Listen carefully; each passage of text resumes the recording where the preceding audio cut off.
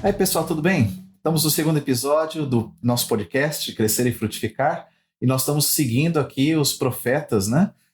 Vamos falar hoje sobre o profeta Jonas. Eu sou o Fábio Fontoura, um dos diretores do Instituto, e também, né, ajudo com aulas, pastor, capelão, e é isso. E eu sou a Deise, esposa do Fábio, e também trabalho com a questão de conteúdo, aulas e tudo mais. Que é isso mesmo, é tudo mais de tanta coisa que a gente faz, né? Mas, gente, nós vamos falar hoje de um profeta que é engraçado. Todo mundo acha que, de repente, não tem mais nada para falar a respeito dele. Ele parece meio óbvio, né? Ele, diferentemente dos outros profetas, em vez de ter a profecia, ele tem uma história. A história dele.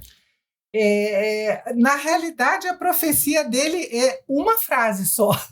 Todo livro é uma frase só, que é a mensagem que Deus diz: vai para lá, para Nínive, fale essa mensagem. Mas o interessante é o seguinte, né? Porque a gente acredita que lendo o livro se destaca de todo o assunto, sem entender, às vezes, o conteúdo, a história, né, o contexto que ele se encontra. E tem muito a ver com o que nós trabalhamos no outro podcast de Amós, que a gente pode aproveitar aqui. Nós vamos inserir ele nesse contexto, vamos entender melhor. Agora se preparem, porque Jonas talvez vai surpreender muita gente, porque a gente assim, acha que tem um domínio sobre a história e tal. Quem está acostumado a estudar mais profundamente a Bíblia vai aproveitar alguma coisa, com certeza, porque a gente sempre relendo, mas para quem gosta da Bíblia, mas não gosta, ou pelo menos não tem muito tempo de profundidade com o texto, acho que vai surpreender nesse estudo aqui. É mais do que uma historinha de criança, porque quando a gente pensa em Jonas, normalmente a gente pensa em contar a história dele na escola bíblica para as crianças. E aí já Exatamente. Põe uma baleia que não tinha na história, o pessoal já coloca uma baleia, né? E nós vamos ver que, na realidade, essa história tem muita coisa a ver conosco e a ver com o povo de Deus em Israel no Antigo Testamento. E com Cristo também, né? Com Cristo, e tem mais. Essa história ela fala também para os dias de hoje, para a igreja. Como eu tinha falado, né, nós tínhamos comentado no último podcast, o texto bíblico dos profetas, ele é um texto que vai apontar para Cristo. Mas Jonas tem uma coisa especial aqui que a gente já vai falar sobre isso. Mas não só aqui em Jonas a gente vê Cristo, mas a gente também vê o comportamento da igreja. A gente já vai logo chegar nesse ponto. Mas a gente está fazendo esse suspense porque tem muita coisa boa para falar desse livro, que é curtinho, gente. Você não leu ainda, se você não leu, você vira uma página, você lê, porque são só 4 capítulos. A minha Bíblia aqui, ela termina. Capítulos curtos, né? Curtos, muito curtinhos. Né? Gente, vamos lá. Algumas coisas para lembrar vocês, tá? Primeiro, Bíblia, caderno e caneta. Vocês vão precisar, pode ter certeza. Não acho que você já sabe o suficiente de Jonas. Ainda tem mais coisa para você aprender. Outra coisa, já tem um conteúdo de Jonas lá na nossa página no Instagram, @Crescer e Frutificar. Se você não nos segue lá ainda, tem bastante conteúdo lá a respeito de todos os profetas ditos menores, que até no primeiro podcast a gente explicou, que não tem uma explicação por quê, né? Na realidade, esse nome, menores, e vários outros conteúdos. Então, @Crescer e Frutificar, segue a gente lá, não custa nada para você. O legal é que você vai ver que esses estudos estão em formato de carrossel. Então, você vai conseguir ler os textos e fazer até um acompanhamento enquanto você está fazendo a leitura ou um estudo, e você acompanhar por cada como é que se diz? Página? Pode ser cada slide. Né? E você vai conseguir fazer esse estudo. Tem gente dando sugestão, aliás, comentando com a gente, que eu acho que é uma excelente sugestão para todo mundo, é o salvamento para depois fazer a leitura do texto sempre que você lembrar, você dá uma olhada. Enquanto você está lendo, você está dando uma olhadinha no contexto não só o contexto histórico, né, mas entendendo o que se passa em cada momento do livro. Então, sugestão. Segue a gente lá no Instagram, @Crescer e Frutificar. Cria uma pastinha dentro do Instagram, salva esse conteúdo nos seus estudos bíblicos. Você pode fazer a mesma coisa aqui no YouTube também. Você pode abrir uma página de estudos bíblicos e salvar ali todo esse conteúdo que vai te ajudar. E eu gostei muito do comentário de uma das nossas seguidoras lá. Eu, sinceramente, não gosto muito desse negócio de seguidor, tá, gente? Porque a gente está aqui para formar seguidor de Cristo, tá? Mas essas pessoas que nos acompanham, então, vamos pôr assim lá no Instagram, uma pessoa pôs: olha que legal, eu estou lendo esses livros proféticos agora, eu leio o resumo de vocês e depois eu vou ler o livro. E tudo faz sentido para mim, está me ajudando bastante. Se você estudar o Carrossel, depois ouvir esse podcast e for ler a sua Bíblia, pode ter certeza que Deus vai suplementar esse estudo que a gente está trazendo aqui com coisas que ele tem pessoalmente para falar para você, porque a tua compreensão vai estar ampliada. Então aproveita, já curte esse vídeo aqui no YouTube. Já no Spotify também dá para curtir. Sim, né? As plataformas de música, não se esqueça também. Você também pode fazer a tua playlist lá, né? Então, dá para fazer a mesma coisa. Você depois pode acessar para você estudar e organizar, né? Organiza, né, suas pastas. Assim. Então, curte, se inscreve no canal, ativa o sininho também das notificações, que é para você receber. Pode ficar tranquilo que a gente não vai lotar as suas notificações, que os nossos vídeos não entram nem toda semana, é a cada 15 dias, tá bom? Ok, vamos lá direto ao assunto? Vamos, só que vamos começar pelo começo? Comece pelo começo. O começo não é em Jonas. Isso. Faz aquela lembrança que nós fizemos no último podcast, né? Isso. No último podcast nós falamos sobre Amós. E Amós está profetizando na mesma época, do mesmo governo que Jonas está profetizando também. E Oséias, eles três são contemporâneos, né?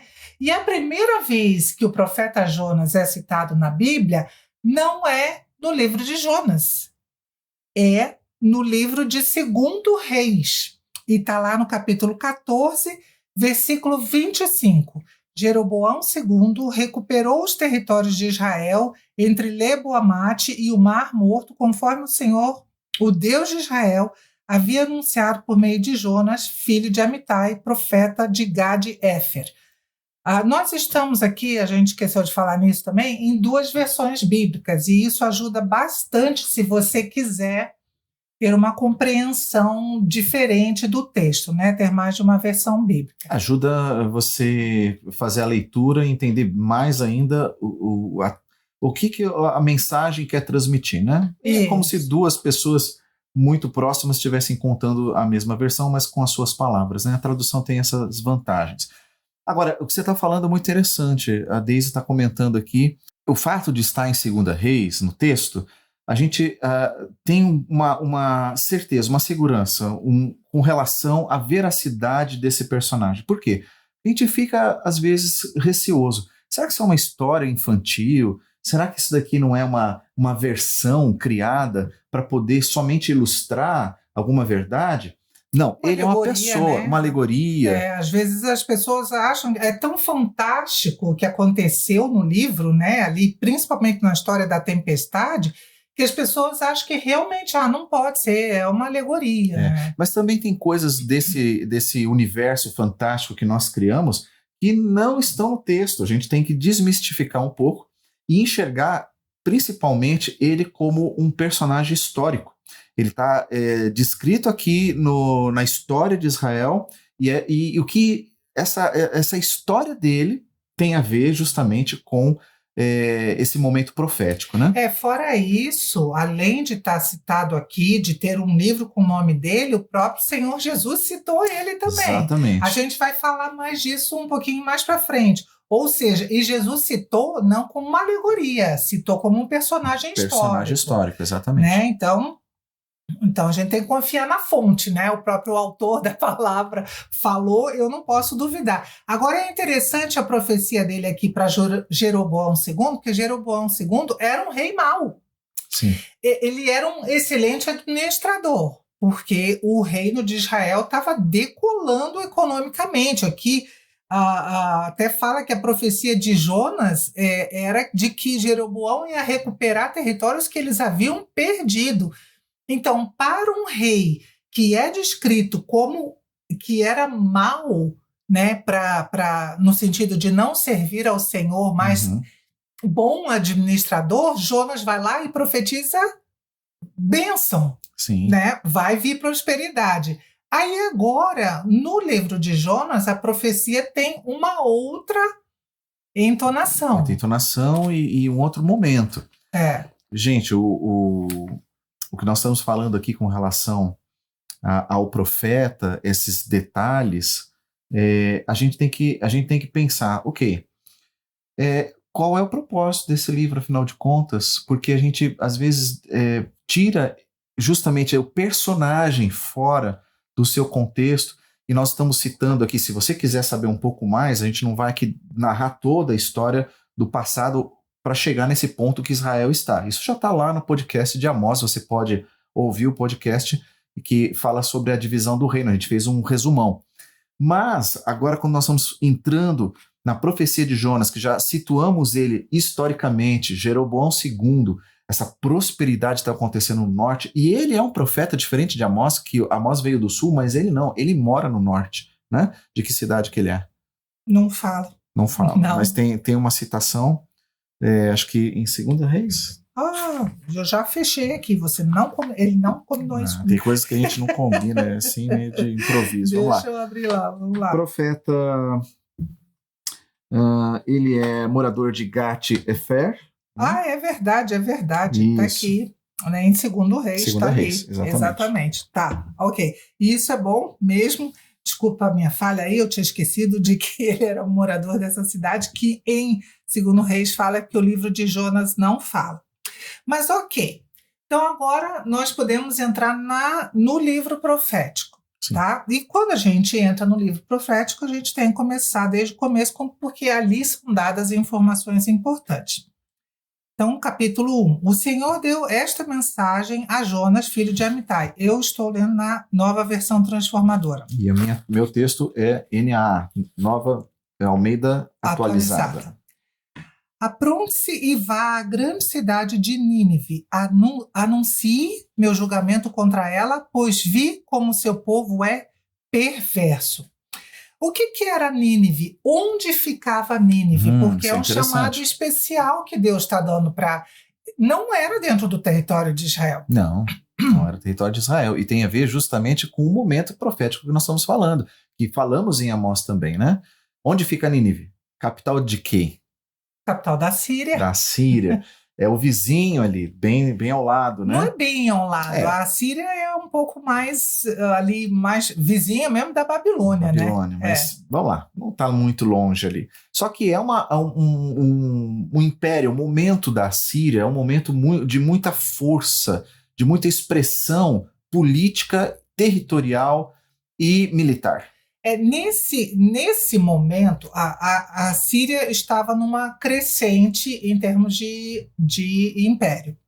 Mas neste momento especificamente de Jonas, disse que havia uma grande seca, né, historicamente falando, teria havido uma grande seca e problema de revoluções internas. Dentro, veja bem, a Síria está fora. Isso, a Síria continua crescendo como potência, como nação. Tem esse intervalo de problemas internos antes que, inclusive, eles sejam usados por Deus para derrotar Israel. E assim, a gente não vai falar assim muito mais a respeito da Síria aqui, porque tem um profeta que é direto para eles, né? Mas vamos dar um contextozinho aqui, porque a Bíblia, a mensagem de Deus diz: pois vi como seu povo é perverso. Pelo que os assírios eram conhecidos? Pela perversidade deles na guerra. Pensa, gente, é sério, aquilo que aconteceu na Segunda Guerra Mundial aos judeus, dizem os historiadores que seria considerado uma coisa leve perto do que foi. Que aconteceu, do que a Assíria fazia com os povos que ela conquistava. Sim. Eles deitavam as pessoas vivas no chão e passavam com um arado para cortar a pessoa, para esfolar mesmo. Com os governantes, eles eram um pouquinho mais cruéis dos povos que eles conquistavam. Eles arrancavam a pele do corpo, gente, e colocavam a pessoa no sol. Então, eles realmente tinham uma crueldade. Era um exército profissional, foi o primeiro exército profissional do mundo, mas eles eram de uma crueldade que Deus diz, agora vai lá levar a mensagem, porque isso daí já não dá. Passou dos limites. Passou dos limites, e é interessante que, veja, a gente pensa que Deus está tão concentrado em Israel que ele não está vendo o que está acontecendo nas outras nações. Sim, sim. Amós começa assim, né? Falando sobre essas nações. As outras nações. Né? No final das contas, gente, no dia do Senhor, a Bíblia fala mais de uma vez, todas as nações vão comparecer diante de Deus para responder como nação, fora o que a gente vai responder como indivíduo. Sim, ou seja, nós vamos responder com a nossa cultura diante de Deus, com os nossos jeitinhos culturais, ou seja, nada vai passar impune. Os governantes, a forma de ter lidado, exatamente, né? Agora, vou continuar. Ok, então Deus manda Jonas se aprontar e ir para Nínive. E o versículo 3 é muito interessante. Jonas se aprontou, mas foi na direção contrária, a fim de fugir do Senhor. Acho que começa agora a gente entrar no cerne da questão, ou seja, qual é o foco desse material. E agora que a gente vai começar, inclusive, a se identificar com Jonas, porque é muito interessante a gente apontar o dedo para ele, né? Mas no final das contas, a gente tem muito de Jonas em nós. E uma das características que nós, às vezes, discriminamos o personagem é quando a gente atribui a ele características que também são nossas, mas a gente não leva em consideração. A gente até faz alguma coisa exagerada em relação ao personagem para que fique um estereótipo, a aparência de que isso é muito errado, como se nós não tivéssemos atitudes assim também, né? Então aqui nesse caso, muita gente diz assim, o profeta fujão, Jeremias é o profeta chorão, né? Pedro Pedro é o cara bronco. São uns rótulos, exatamente, que tiram as características humanas, fica uma coisa exagerada, estereotipada. Quando eu falo humanas aqui, é aquela característica que está em nós, que faz parte do nosso jeito humano de lidar com as realidades da vida.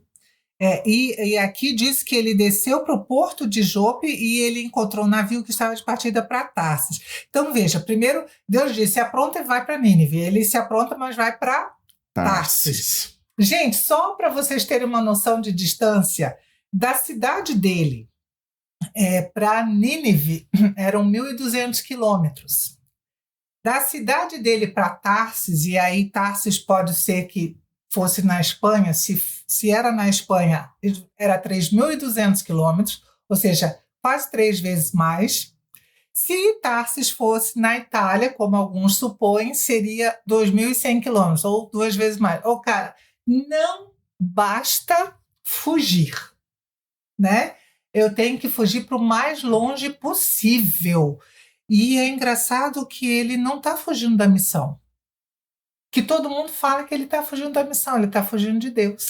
Então, aqui é que começa a questão, porque a gente acha que entende essa literatura, mas essa literatura aqui não está falando da missão de Jonas. E a gente interpreta como se estivesse falando do problema do profeta. Na verdade, não é a missão do profeta, o problema da missão do profeta. O que a literatura de Jonas está apontando para nós é a diferença do nosso coração para o coração de Deus. O livro está falando sobre Deus, não está falando sobre Jonas. O livro é de Jonas, está escrito o título Jonas, mas o que essa literatura que foi escrita, ela quer apontar? ela quer mostrar para todo mundo o contraste entre a vontade de Deus e a vontade humana. Agora, veja bem, nós não estamos falando aqui só da vontade humana do pecado. Nós estamos falando da vontade em relação à vontade de Deus, que é boa, perfeita e agradável.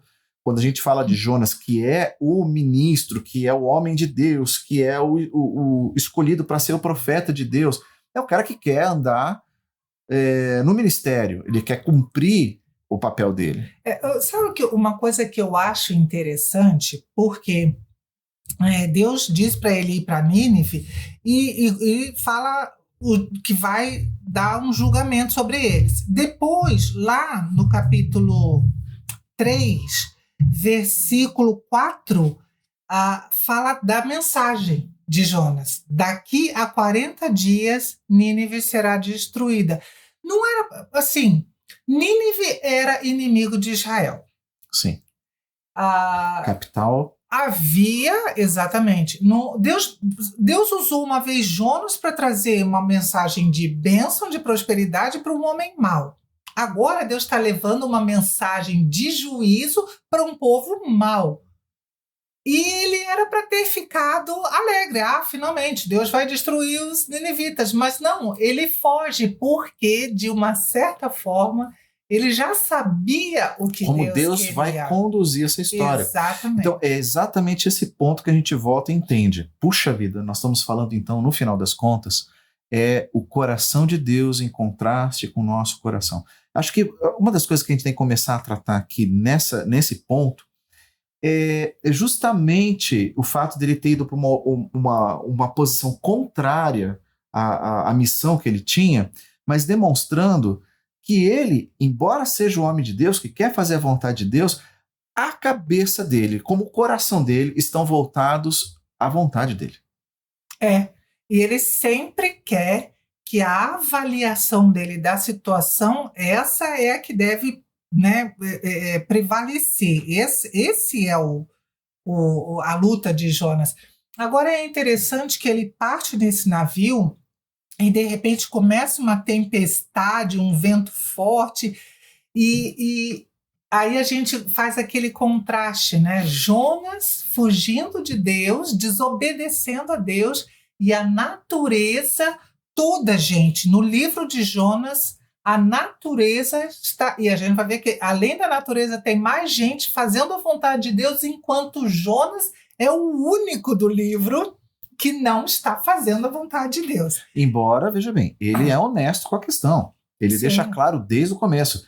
O problema sou eu. O problema é que eu eu não estou fazendo a vontade de Deus. Então, ele reconhece em todo momento o que está acontecendo. Sim, mas veja, olha, ele foge, os ventos, ele desobedece os ventos, a tempestade, o peixe, depois vem uma planta e uma lagarta, e vem o sol, vem um vento. Olha, gente, olha o livro de Jonas. Deus está mandando a natureza e a natureza está obedecendo a ordem do Deus soberano, enquanto tem um homem chamado por Deus em desobediência. Eu diria até o seguinte, a natureza está sendo, de certa maneira, a voz de Deus para toda essa circunstância. Então Deus está falando com Jonas, Deus está falando com as pessoas à volta, e eles ficam perdidos. O que está acontecendo ali? A primeira reação deles é: homem do céu, o que você está fazendo? Você não está aqui clamando ao teu Deus. Olha a situação que nós estamos enfrentando. Isso é interessante. Quando ele entra, então, no navio, começa essa tempestade, ele vai dormir. E o capitão do navio, que não... Olha, eles estavam antes orando aos deuses deles, é o que a Bíblia fala. E ele vai até Jonas e diz: como é que você pode dormir? Levanta e vai orar. Um ímpio, dizendo: vai orar ao teu Deus, rapaz. Está todo mundo aqui desesperado e você dormindo aí. Aqui no versículo 10 diz: pois aqueles homens sabiam que Jonas estava fugindo da presença do Senhor, porque ele lhes havia contado. E no 9 está dizendo, Jonas se identificando para eles: eu sou hebreu e adoro o Senhor. E esse Senhor aqui é o nome de Deus, né? o Deus do céu que fez o mar e a terra. Ou seja, eu estou adorando Deus, eu adoro Deus que gerou toda essa situação aqui para gente. E aí eles falam isso, né? Como que você pode, então, estar fugindo do teu Deus? E como é que a gente vai fazer, então, para se libertar dessa situação? Sim, e Deus continua falando através da natureza, porque o versículo seguinte diz que eles disseram isso porque o mar está se tornando cada vez mais tempestuoso, no versículo 11, né, capítulo 1, versículo 11. E aí vem a resposta de Jonas. Então tem um jeito de tratar esse assunto, tem um jeito de dar um fim nessa história. Se o problema sou eu, você já sabe o que tem que fazer, né? Gente, não era mais fácil ele ter orado ali e pedido perdão para Deus? Então, aqui que eu queria fazer um ponto, uma coisa que a gente tem que refletir, muito importante. Gente, esse homem é um nacionalista de carteirinha. Você já parou para pensar nisso? Que ele é um judeu nacionalista ao ponto de não aceitar que Deus queira tratar o problema antes de condenar os assírios. Então aqui esse pensamento, essa forma dele estar lidando com a situação, como se a verdade estivesse mais do lado dele e Deus estivesse equivocado e que ele poderia levar a coisa dessa forma. É um exclusivismo que a gente pode ver até muitas vezes na igreja. É isso, né? que eu ia falar. De achar que Deus só vai abençoar e trazer palavras para... Exatamente. Dentro das 4 paredes de um templo, por exemplo. Exatamente. Esse tipo de nacionalismo, é esse tipo de espírito que faz asepsia, que não aceita... Não, acepção. Acepção. Acepção é outra Obrigado. coisa. Acepção de pessoas, né? Quer dizer, divide pessoas, que rejeita grupos. Gente, isso aí tá na história da humanidade. Por isso que a gente está falando aqui que Jonas não é só um cara isolado e às vezes dá uma característica pejorativa. O profeta fujão. Você está, na verdade, não querendo enxergar que isso permeia toda a história da humanidade, mesmo no povo de Deus. Nós estamos falando dos judeus, aqui um homem nacionalista, mas na história, quando vem o Cristo, eles não aceitam Cristo. Mas quando a gente fala de igreja, desde a igreja primitiva, porque não é uma igreja perfeita, morrem os apóstolos, logo em seguida já começam problemas, quando vem o concílio e aí por diante. Antes deles morrerem já tem problemas. Já tem no livro de Atos vários relatos. Não, a igreja de Corinto. Sim, a igreja de Corinto, a carta de Corinto, outras, enfim. Hoje em dia, o cristianismo, quando a gente fala de cristianismo, né, essa coisa de que o certo para adorar a Deus tem que ser desta forma. Então é a maneira como eu visto, a maneira como eu falo, detalhes que eu creio, a minha interpretação, principalmente a questão de doutrinas que não estão muito explícitas na palavra de Deus, embora a gente gosta de estudar, de especular, de tentar encontrar qual seria o ponto aqui certo, mas tem gente que se apega tanto a isso, e tem momentos históricos da igreja que se apegam em verdades baseadas, às vezes, até em problemas que estão vivendo, como Jonas. Jonas está vivendo um problema muito grave aqui, Israel está sendo ameaçado por um império que está se levantando, mas qual é a reação desse camarada? Esse camarada, ele firma na sua verdade. E é tão assim...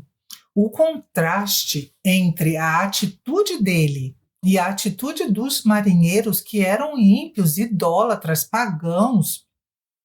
Jonas diz: me lancem ao mar. E eles oram ao Senhor. Aqui está no versículo 14. Então clamaram ao Senhor e disseram: ó Senhor, não nos deixe morrer por causa desse homem e não nos responsabilizes pela morte dele. Ó Senhor, tu sabes os motivos por que enviaste essa tempestade sobre ele. Gente, eles estão usando inclusive o nome de Deus aqui. Eles estão orando o que Jonas deveria ter orado e não orou.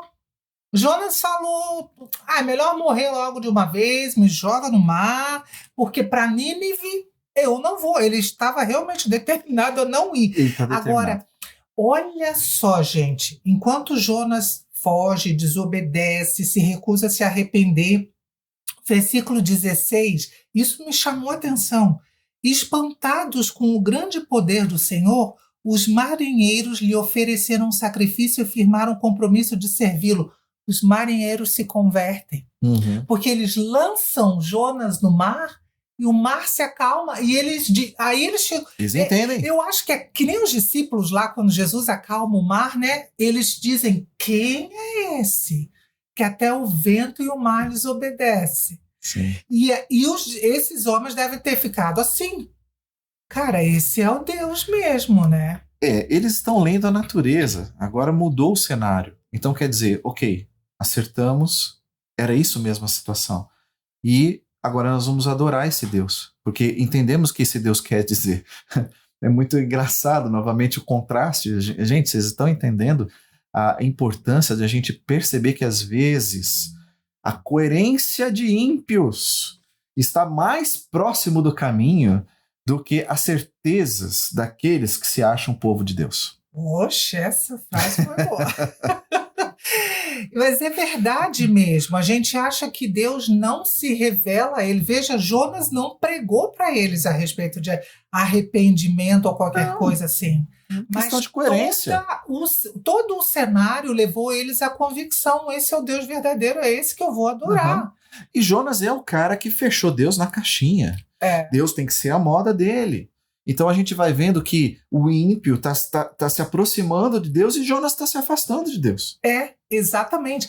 E aí ele é lançado no mar, e aí nós temos a oração dele no capítulo 2. Gente, eu nunca esqueço, uma vez, uma ilustraçãozinha que eu vi, era muito engraçada essa história, né? De como que a gente conta as coisas para criança. Toma cuidado, as com histórias criança. Bíblicas de escola dominical. Ele estava dentro de uma baleia, porque era realmente uma baleia, com uma luzinha, né? Em cima, sim, dentro da baleia tinha uma luz, tá? Uma lâmpada. E ele com uma caneta e um papel escrevendo essa oração. E como que a caneta sobreviveu, né, à tempestade, o papel não se molhou e não sei o quê. Aí eu já não sei dizer para vocês. Mas essa oração dele, ele não estava se importando com a morte. Me joga logo no mar, porque para Nínive eu não vou. E aí o que Deus fez foi enviar esse grande peixe para disciplinar Jonas, porque Deus está tratando com Jonas. Sim. Deus está tratando com Jonas. E aí eu queria agora que a gente comparasse as nossas versões bíblicas, tá? Deixa antes, você vai falar sobre justamente o símbolo, o significado aqui? Exatamente isso. Tá, mas você quer ler primeiro? Eu acho que então, legal. Vamos ler, depois a gente vai tratar esse assunto aqui, que é muito importante. Vamos lá. No versículo 2 do capítulo 2, ele diz assim: E disse, em minha angústia clamei ao Senhor e ele me respondeu, gritei da terra dos mortos e tu me ouviste. O que fala tu aí? Na minha angústia clamei ao Senhor, ele me respondeu do ventre do abismo. Gritei e tu ouviste a minha voz. A palavra hebraica aí é Sheol. Sheol, mundo dos mortos. É o mundo dos mortos, é o abismo, alguns até traduzem como inferno, né? Então, Jonas está dizendo, eu gritei dessa terra dos mortos para o Senhor. Ok, acho que a primeira coisa que a gente tem que já tratar aqui é esse ponto, que muita gente não entendeu aqui. Deus está tratando de uma maneira tão tremenda esse caso, que a gente acha que Jonas está dentro da baleia.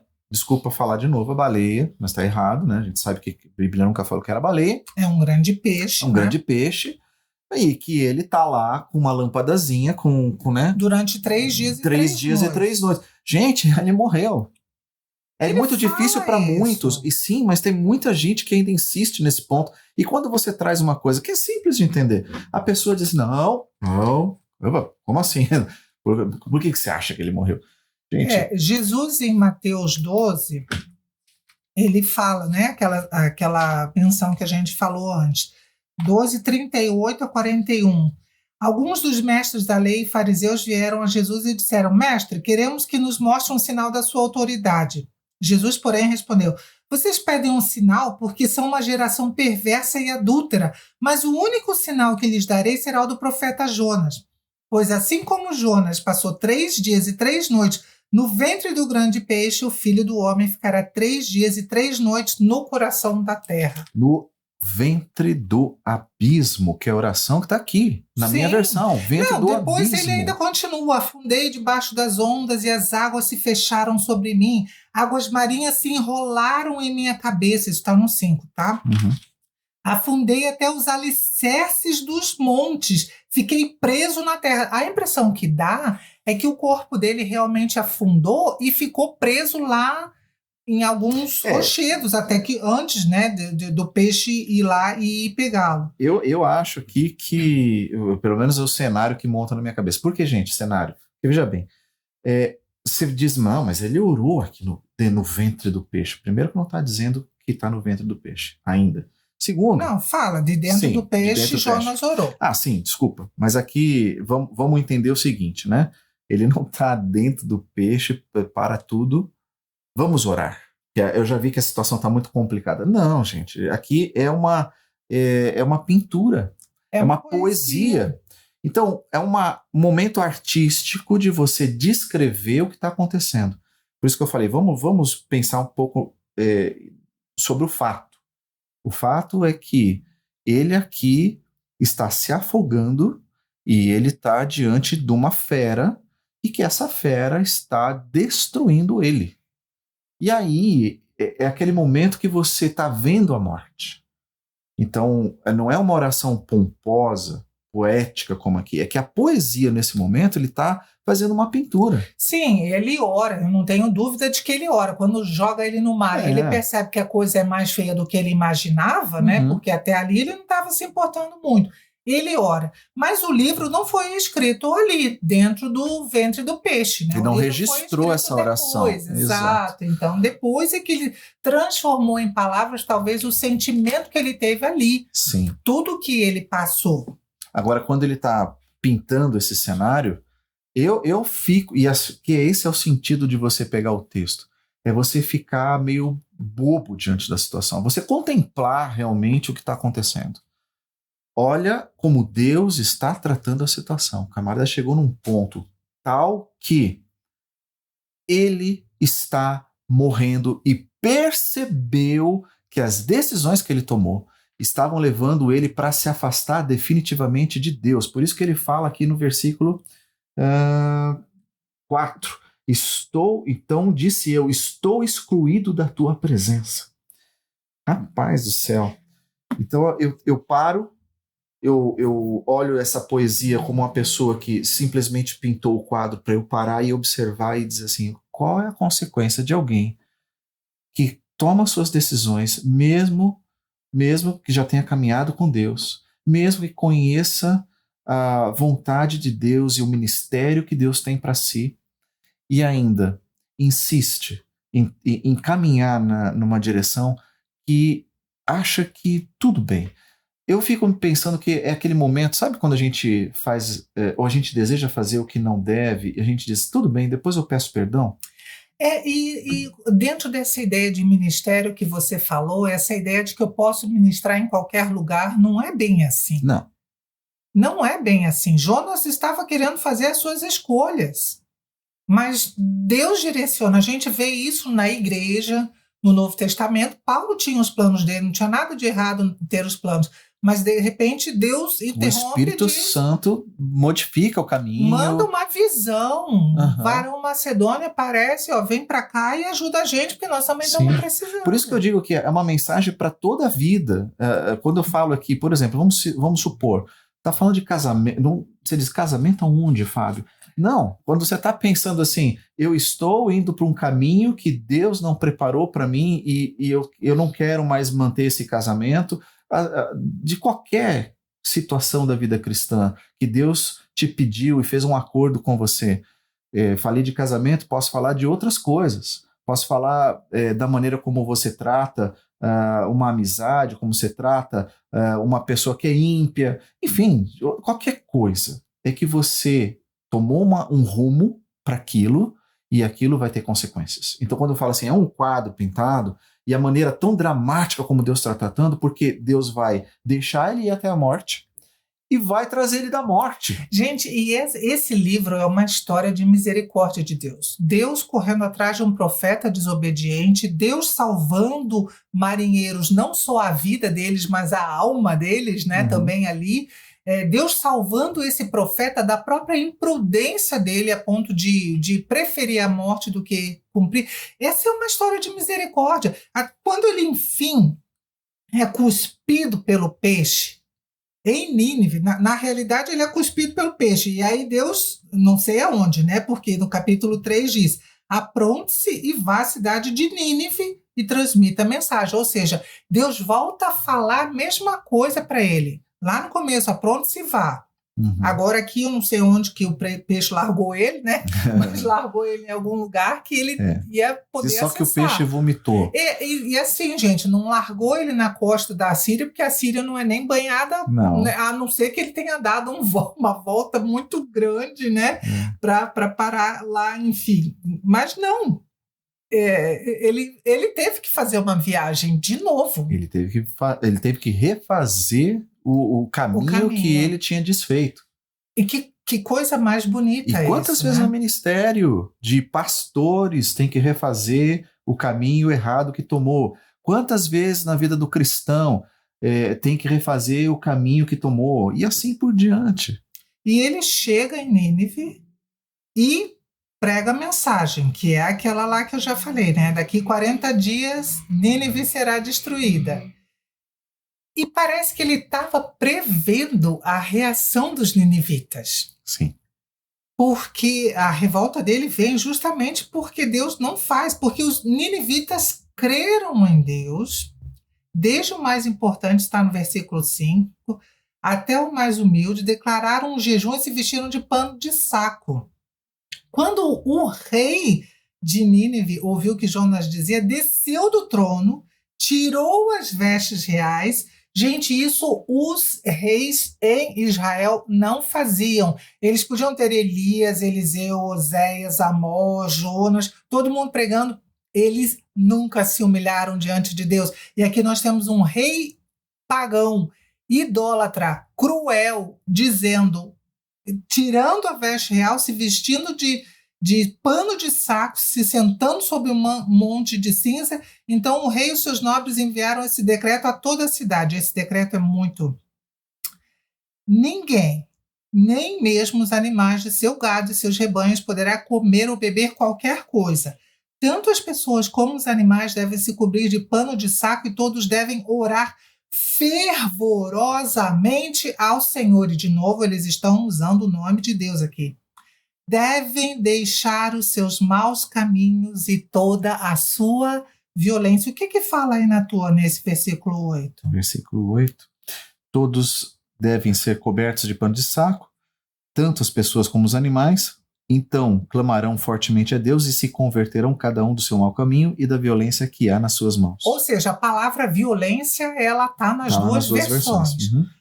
Por quê, né? A gente já falou, porque eles eram violentos e Deus falou que ia destruir por causa dessa violência. Sim. E eles estão se arrependendo. Ou seja, não há um caminho de volta para Deus que não passe pelo arrependimento. Exatamente. E eles entenderam isso. Eles entenderam. O engraçado é que Jonas ainda está num processo. Porque eles, da mesma maneira que os marinheiros estavam no barco, no navio, eles estavam entendendo, Jonas ainda está demorando mais para entender. Porque o contraste do versículo 9 com o início do capítulo 4... Só um pouquinho, Fábio, antes da gente passar para o capítulo 4, que aí no 10 explica, quando Deus viu o que fizeram e como deixaram seus maus caminhos, voltou atrás e não os destruiu como havia ameaçado. Daí a gente vê, mas o que então? Deus mudou de ideia? Eu gosto muito de uma frase que eu vi esses dias do Matthew Henry, que é um comentarista bíblico lá do século XVII. Ele diz assim que Deus jamais mudará de mente, ele muda as suas ações. Pecado para Deus sempre vai ser pecado. E se ele diz que vai destruir o pecado e o pecador, ele vai. Agora, se o pecador se arrepende, aí ele muda a sua ação. Sim. É isso que o Matthew Henry falou. Deus não vai mudar de mente. Ele não mudou de mente aqui. Quem mudou de mente foram os ninivitas. E aí Deus pode mudar a sua ação. Exatamente. Né? Então, aqui no versículo 9, a gente tem justamente o povo dizendo, quem sabe Deus se volte e mude de ideia, então a gente afaste o furor da sua ira. Só que Jonas, ao contrário. Jonas, ele está aborrecido. Ainda, né? Ainda. Então, aqui, olha o contraste aqui de que Deus está se acalmando nesse sentido, né? O povo está acreditando que se eles fizerem o certo, e Jonas sacou a ira de Deus naquele momento. Agora, no versículo 1 do capítulo 4... Ao contrário, Jonas está extremamente aborrecido, com raiva. Irado, o meu fala, tá assim, aborrecido e muito irado. Aqui diz com raiva. Eu fico imaginando. Olha que interessante. Eu fico imaginando o Jonas nessa hora bufando, né? Tipo, o cara tá vendo Deus fazendo o trabalho e ele tá. Mas olha que interessante, porque ele volta no tempo e ele diz assim: então orou ao Senhor, né? Aqui está conversando com Deus. Então, antes de sair de casa, não foi isso que eu disse que o Senhor faria, ó Senhor? Por esse motivo eu fugi para Tarsis. Eu sabia que és um Deus misericordioso, compassivo, lento para se irar e cheio de amor. Estás pronto a voltar atrás e a não trazer calamidade. Agora, tira a minha vida, Senhor. Para mim é melhor morrer do que viver desse modo. Ele voltou a pedir a morte, e é engraçado que ele faz isso dizendo é melhor morrer do que viver sob um Deus misericordioso que tinha salvado ele. Você pensa assim, será que hoje tem cristãos que vivem dessa maneira? Gente, desculpa, vou ser bem franco aqui.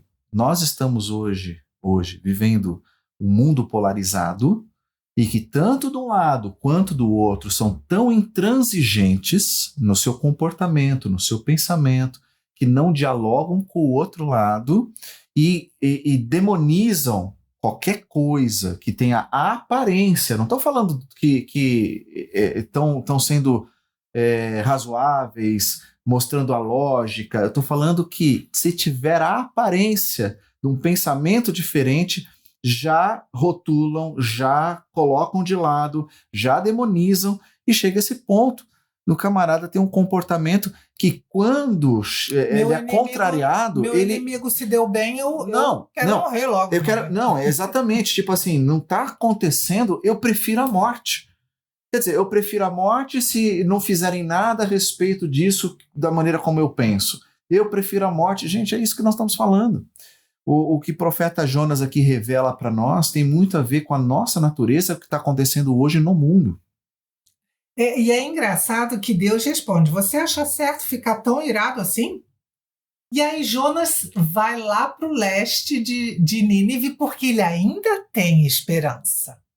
E ele fica lá de cima olhando Nínive. Ele está esperando. Deus vai fazer um negócio aí. Ele ainda está surdo.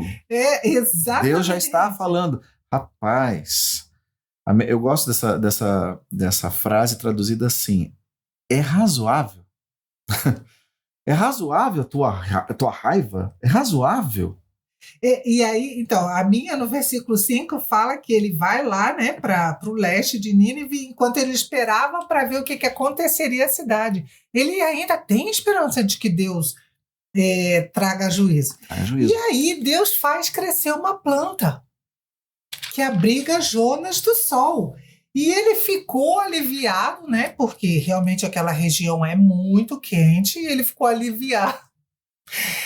E agradeceu, né? A minha versão diz aqui: Jonas ficou muito agradecido pela planta. Parece assim, tá tudo certo, né? Até... Eu tô protegido. Não, e outra coisa, assim, é uma ação de graças, né? Ele tá agradecendo. Que bom, Deus, que agora tá tudo certo. Então, assim, se eu tô bem, os ninivitas vão se dar mal. Ele tá oscilando, né, nesse comportamento entre o certo e o não certo, o equívoco dele. Ele deveria ter agradecido, ele deveria estar vendo que Deus está abençoando a vida dele, mas ele ainda continua na sua teimosia. E aí Deus ele corrige, né, e diz: porque a planta morre, né? Chega o Não, verme. calma. Exato, é esse que é engraçado, porque aí Deus manda o verme. Vejam, gente, Deus está dirigindo tudo. E na nossa vida é assim. Não tem verme que chega numa planta nossa que Deus não tenha dirigido a coisa acontecer. Spurgeon fala, eu estou com a Bíblia de Spurgeon aqui, né? E ele fala justamente isso, como Deus usou o vento, o sol, a planta, o verme, Deus usou tudo porque Deus estava tratando com Jonas num espaço tão pequenininho de tempo. Quantos agentes Deus estava usando porque estava tentando trabalhar no coração de dele, Jonas. né? E interessante é que Jonas fica aborrecido pela morte, né, da planta, porque foi muito rápido, tanto a planta ter aparecido como ela ter morrido. Aqui também fica uma situação que muita gente acha que é só uma metáfora, porque uma planta não vai nascer tão rápido. Gente, eu não sei, não conheço, não sou especialista na área, mas para mim isso aqui é razoável, porque o foco da história não é nem sequer o tipo da planta que nós estamos tratando. É que Jonas ele fica indignado com a situação da planta ter morrido, e Deus perguntando de novo para ele: isso é razoável? Tua raiva, rapaz, porque assim, se fosse falar da tua lavoura, se você fosse agricultor e dissesse assim, poxa, perdi tudo, perdi minha casa, olha a situação que eu estou passando, que circunstância, mas ele está aborrecido por causa de uma sombra. Exatamente. E do que representou, porque quando Deus tirou a sombra, Deus enviou um sol mais quente ainda. Sim. Ou seja, Deus realmente está levando Jonas ao seu limite. Quando Deus precisa nos confrontar, gente, às vezes ele precisa nos levar a esses limites para mostrar como diz a tua versão, não é razoável o nosso comportamento, a nossa forma de avaliar a situação, não é razoável. E Deus precisa mostrar isso, e é como Jó. Para mostrar para Jó que Jó ainda tinha que crescer, que talvez Jó tivesse acomodado a boa estatura espiritual que ele tinha, porque Deus fala bem dele, Deus tem que provocar Jó, e Deus tem que provocar Jonas. E a gente não gosta que Deus faça isso com a gente. Agora, Deus é um pai querido, porque assim, da maneira como ele trata Jonas, ele trata a gente. Então, nesse aspecto aqui, eu olho para Jonas, que é patético. Vamos ser honestos aqui. Infantil, patético. Nós, às vezes, agimos assim durante muitos anos até. Que a gente não entende a vontade de Deus, como Deus, ele conduz a situação, qual é o coração dele, como é que ele é, porque ele é que nos revela quem ele é. A gente não adivinha quem ele é. A gente tem por hábito, né, tentar supor sobre pessoas, sobre circunstâncias, quem é esse Deus. Mas a gente tem que aprender que quando Deus se revela, nós temos que pôr de lado todo o nosso achismo e nós temos que abrir nosso coração e deixar que ele nos ensine. Às vezes leva anos para ele mostrar alguns detalhes que nós estamos teimando. E a gente vai teima, sofrendo, né? A gente vai sofrendo. A gente teima e chega ao ponto dessa conduta ser patética. Entende? Quantos episódios que nós nos comportamos como patetas? E que Deus está com muita paciência. Muita paciência e muita misericórdia, porque, de novo, ele chega para Jonas. Desculpa, gente. Saindo de uma gripe, tomando chá, Curitiba tá frio, tá tudo, né? Deus pergunta para Jonas: você acha certo ficar tão irado, Jonas, por causa de uma planta? E Jonas responde petulante: sim, acho certo ficar tão irado a ponto de querer morrer. Ele ficou o tempo inteiro dizendo isso, né? O livro inteiro ele fica dizendo isso. Eu prefiro a morte, prefiro a morte. Exatamente, eu não quero a tua vontade. Eu não quero arrependimento para os ninivitas, eu não quero misericórdia para eles, eu não quero ter que ir até os ninivitas, eu não quero que essa planta que é minha morra. Ele não fez nada para a planta nascer, foi Deus que fez, e ele está irado. Agora, para a gente achar que nós somos muito diferentes de Jonas, fique atento, porque contextualize essa história, entenda essa história. Jonas, ele tem uma revelação parcial de Deus como profeta, como judeu, e muitas vezes a gente está se comportando igual porque nós temos parte do entendimento da palavra de Deus e não avançamos na palavra de Deus. Então a gente patina anos na nossa infantilidade, porque a gente acha que sabe as coisas. E Deus quer tratar e aprofundar esse relacionamento. E é muito bonito a forma como o livro de Jonas termina, que a última palavra é de Deus. Aí a gente tem a impressão de que Jonas finalmente se calou e finalmente aprendeu. Que aí Deus responde: você tem compaixão de uma planta, não tem nada de errado de ter compaixão de uma planta, embora não tenha feito coisa alguma para que ela crescesse. Ela depressa apareceu e depressa murchou. Nínive, porém, que é minha criatura, que eu fiz aquelas pessoas e aqueles animais que estão lá dentro, tem mais de 120 mil pessoas que não sabem decidir. A tua fala decidir ou discernir? Qual versículo? 11? Versículo 11. E você não acha que eu deveria ter muito mais compaixão da grande cidade de Nínive, em que há mais de 120 mil pessoas que não sabem distinguir entre a mão direita e a esquerda? E também muitos animais? O meu fala, não sabem decidir entre o certo e o errado. É exatamente essa ideia aqui. Eles não sabem distinguir e eu não devo ter compaixão dessa cidade? Termina com a pergunta de Deus. E Jonas fica quieto. Os ninivitas tinham se arrependido e até aqui Jonas não tinha.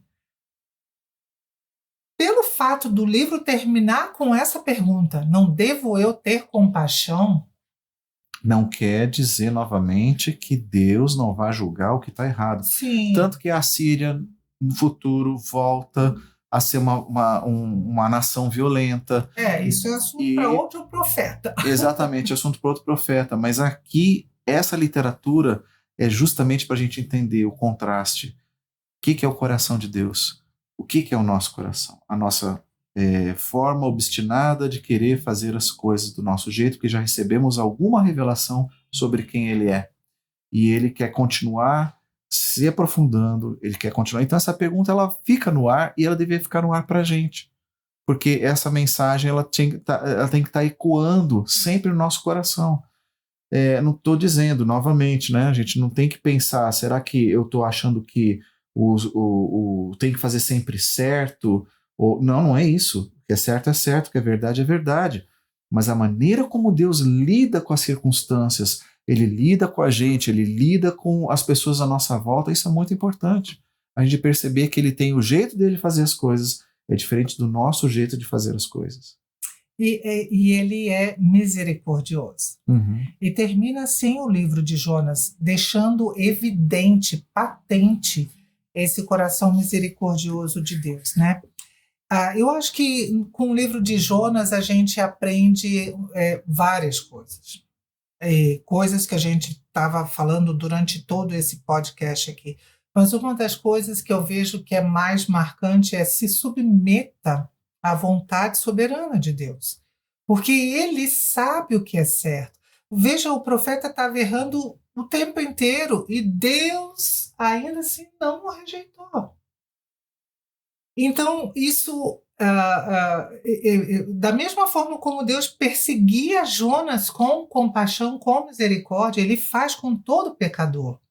E a gente não pode escolher para quem vai pregar, para quem vai deixar de pregar, quem vai amar, quem vai deixar de amar. Porque Jesus disse que se a gente só ama quem nos faz bem, quem nos ama, a gente não é melhor do que um fariseu.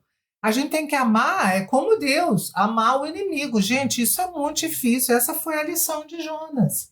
Aprenda a amar quem é seu inimigo, quem representa ameaça para você. Submeta-se à vontade de Deus. Agora, se Jonas tivesse ido direto para Nínive, pregado, a cidade se arrependeu, ele voltaria logo para casa sem maiores sofrimentos. Agora, todo o sofrimento que ele passou, inclusive a raiva que ele sentiu, todos esses sentimentos que fazem mal, e raiva de Deus, tá? Raiva de Deus, porque muitas vezes, gente, a gente tem que admitir, quando a gente não entende a mente do Senhor, vem raiva, e a raiva, muitas vezes, ela é dirigida contra Deus mesmo. Eu às vezes penso naquele momento que a pessoa está na igreja, dizendo, ai, Senhor, vem logo, né? Como se dissesse, destrói esse planeta, destrói logo as pessoas, porque tá demais, tá difícil, e não entende como Deus está tratando, inclusive o juízo. Então, você está falando aqui com relação ao evangelismo, mas a gente tem que pensar também que essa mensagem é sobre o coração de Deus e o juízo. A gente às vezes está querendo Maranata não para que o reino de Deus, Jesus, a gente esteja pertinho dele e a bênção dele governando todas as coisas vai trazer tudo de paz e prosperidade. A gente às vezes está querendo o juízo. Sabe que Spurgeon, ele sempre falava assim, se você deseja que Jesus volte logo, no momento que você está passando dificuldade, ou que teu país está passando alguma dificuldade durante uma guerra ou qualquer coisa assim, você não está desejando realmente que Jesus volte. Porque a prova de que você realmente quer que Jesus volte é quando está tudo bem para você. Sim. Se a vida aqui estiver boa e você ainda disser eu quero a vida melhor, aí é prova de que você Exatamente. realmente quer que Jesus volte. Se é de outra forma, é um escapismo. Exatamente. Não é a volta de Jesus. É um escapismo, é uma raiva não razoável. Eu não falei nem quem que é Spurgeon, né? Spurgeon era um pregador do século XIX, tá, gente? Conhecido como o príncipe dos pregadores. Então... Exatamente. E falar em pregador, aproveitando, essa é uma mensagem aqui para todos. Não é só para o profeta, não é só para o ministro, mas também é para o ministro, também é para o líder, também é para aquela pessoa que dá aula, também é para todos nós, porque fala exatamente sobre a nossa conduta, a nossa natureza. Então, vamos parar e deixar essa pergunta no ar, né? Será que o que Deus está fazendo não é a melhor escolha, a melhor conduta? Deus vai fazer tudo perfeito no tempo dele, do jeito dele. Agora, quando a gente descansa, justamente nesse final de texto aqui, que Deus está dizendo assim, olha, não é certo ter compaixão disso tudo. Então Deus está tendo compaixão e Deus está conduzindo o mundo, a gente está falando do mundo hoje globalizado, mas Deus está conduzindo o mundo ainda demonstrando a sua compaixão. Então a gente tem que descansar nessa compaixão, em vez de ficar tão aborrecido e querendo que Jesus volte só simplesmente para julgar as coisas, porque elas não estão do jeito que a gente acha que já deveriam estar. Como se pudesse ter esperança de que a coisa vai melhorar, sendo que as profecias apontam para o lado contrário, né? Gente, olha, muito obrigada porque vocês ficaram conosco até agora. Não se esqueçam de ir lá nos seguir no Instagram, onde nós temos a nossa página, um monte de conteúdo bíblico legal para vocês, @crescer e frutificar. Mais uma vez, não custa nada. E lembramos também que o que nós estamos trabalhando, cada livro aqui, não é exaustivo, não é uma coisa que está esgotando o assunto. Você pode continuar estudando, comprando livro, comentários bíblicos e também fazendo aulas, né? Porque a gente também vai oferecer aulas mais profundas e melhores ainda do que nós estamos trabalhando. Isso aqui é só uma pincelada, por incrível que pareça. A gente tem muito ainda se a gente fosse trabalhar. Mais de uma hora falando aqui, é só a superfície. A ponta do iceberg, né? Mas, gente, então, muito obrigada. Não se esqueçam, vocês que estão assistindo no YouTube, curtam, inscrevam-se no nosso canal, ativem as notificações para vocês receberem as notificações cada vez que a gente postar um vídeo novo. Para vocês que estão nos ouvindo nas outras plataformas, né? Também não se esqueçam, né? Curtam, salvem, e tudo isso vai ajudar vocês. E o meu desafio agora é: leia o livro de Jonas em oração depois de todas essas informações que você teve. Com certeza Deus tem muito para te falar, além de tudo que ele já falou nesse podcast, não é mesmo? É isso aí. Então, gente, muito obrigada mais uma vez. Tchau, foi um prazer ter vocês conosco. Então, até daqui um tempinho, que a gente vai com mais um podcast para a gente poder trabalhar um pouquinho mais esse texto, essa revelação de quem é o nosso Deus. Deus abençoe, gente. Até!